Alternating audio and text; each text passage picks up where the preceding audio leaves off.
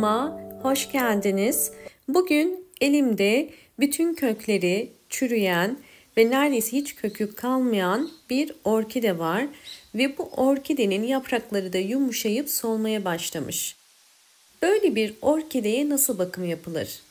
İlk yapmamız gereken böyle bir orkideyi gövde kısmından kesiyorum.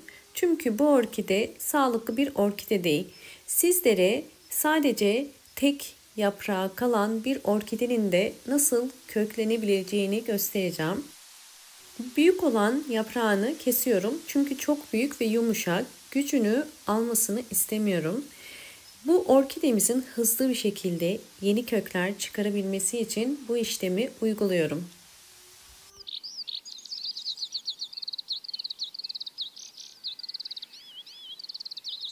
Öncesinde sizleri kanalıma yeni gelen bir özellik hakkında bilgilendirmek istiyorum.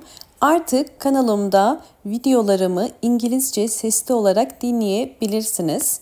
Bu özellikle yabancı takipçilerim için önemli bir özellik. Bunun için yapmanız gereken sağ alt köşedeki ayarlar butonuna basıp buradan Audi Track kısmındaki orijinal Türkçe seslendirmeyi İngilizce seçeneğini seçin ve daha sonra İngilizce olarak video sizlere devam edecektir.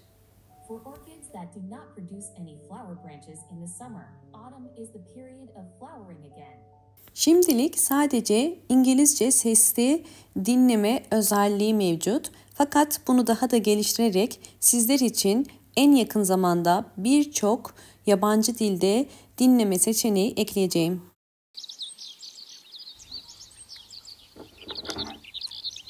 Bu tarz hastalıklı ve çürüyen orkideleri dezenfekte etmeden önce mutlaka bol temiz su ile yıkamanız gerekiyor.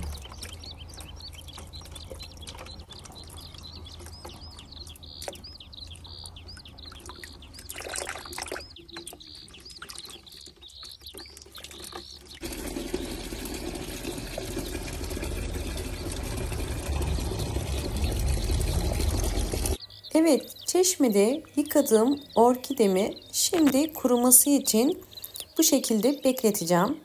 Bu esnada orkidemin yeniden canlanabilmesi için pirinç kullanıyorum. 2 yemek kaşığı pirinç kullanacağım. Pirinç içerisindeki barındırdığı birçok mineral ve vitaminler sayesinde orkidenin yeniden canlanmasını kolaylaştıracaktır. Bunun için iyice karıştırdıktan sonra 30 dakika bekletiyorum.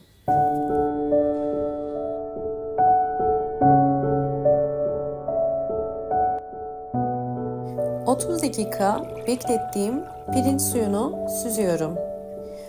Pirinç suyu ile orkidemin yapraklarını bir pamuk batırarak hem dezenfekte edeceğim hem de yaprakların yeniden canlanabilmesi için yapraklarını bu su ile siliyorum.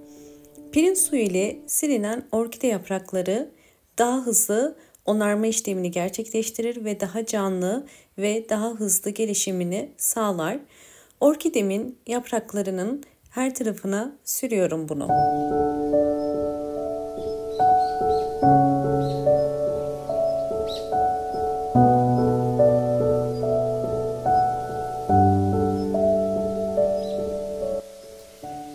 Yapraklarını dezenfekte ettikten sonra gövde kısmını da dezenfekte etmek için bu suyun içerisinde 30 dakika bekleteceğim.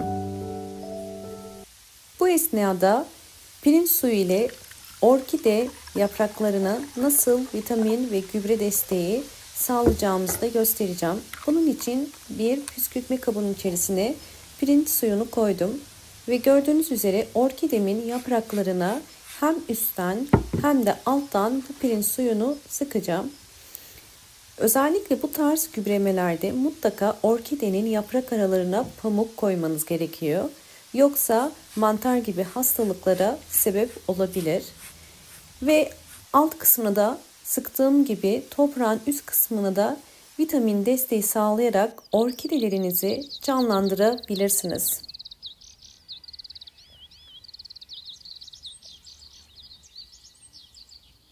30 dakika pirinç suyunda beklettiğim orkideyi çıkarıyorum. Şimdi yaprak ve gövde kısmını iyice kurutmamız gerekiyor. Bu işlemden sonra orkidenizin iyice kuruyabilmesi için 1 saat gölge bir yerde bekletebilirsiniz. Evet, artık orkidemi yeniden köklendirebilmek için bir pet şişe ihtiyacım var.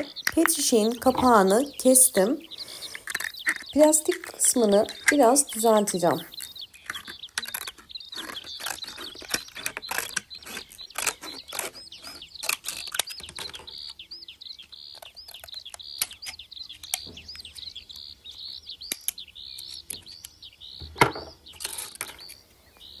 Kapağını kestim. Plastik şişemin alt kısmı bu. Bunun içerisine orkidemizin köklenmesi için bir ortam oluşturacağız.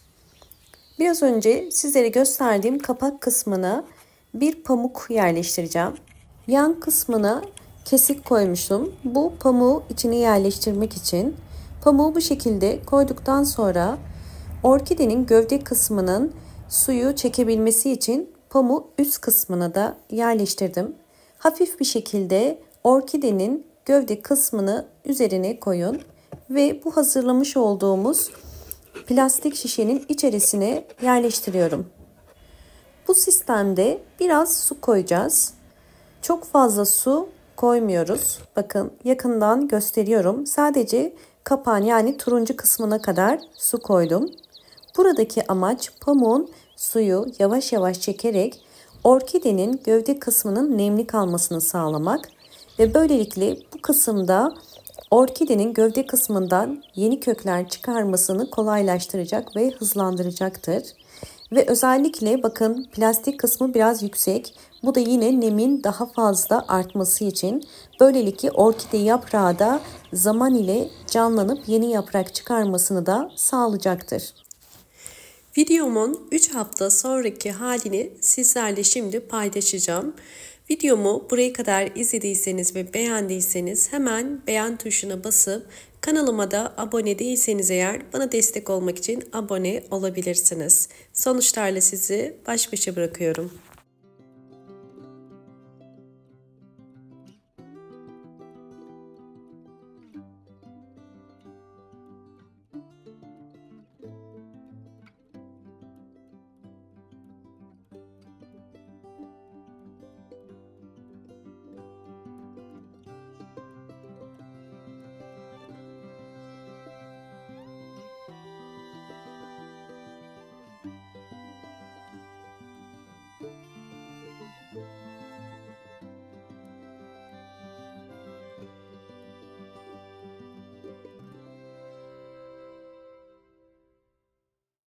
Köksüz orkidemin yeniden nasıl köklendiğinin sonucunu sizlerle paylaşıyorum. Tam aradan 3 hafta geçti. Bu orkidem ilk köklerini 10 gün sonra çıkarmaya başladı ve 2 hafta içerisinde kökler belirginleşti. Şimdi de son haliyle 3 hafta içerisinde gördüğünüz üzere hiç kökü olmayan ve yaprakları neredeyse hiç kalmayan bir orkideyi bu yöntem ile kurtarmış olduk. Bu yüzden bu yöntemi denemenizi tavsiye ederim. Sizlerin de eğer köksüz orkideleri varsa mutlaka bu yöntemi deneyin. Ve bakın kökleri çok büyük olmadığı için bu yöntemi devam ediyorum. Bu yöntemde su azaldıkça mutlaka su koymanız gerekiyor. Su seviyesi kesinlikle orkidenin gövdesine tam olarak değmemesi gerekiyor. Sadece pamuk içerisinde kalıyor. Köksüz ve yaprağı olmayan ve köklenen bir orkideyi paylaşıyorum.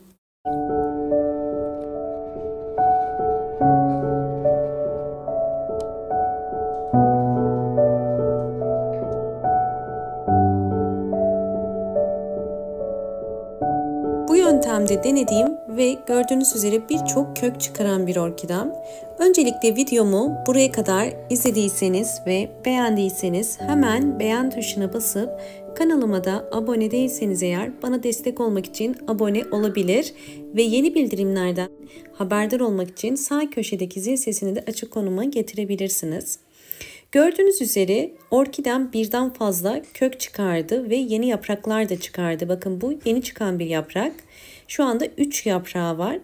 Diğer yaprağı ise zaman ile büyüdü. Bu da ilk çıkan yaprağıydı. Ve gelişimi halen devam ediyor. Yeni kökler ve yeni yapraklar çıkarıyor.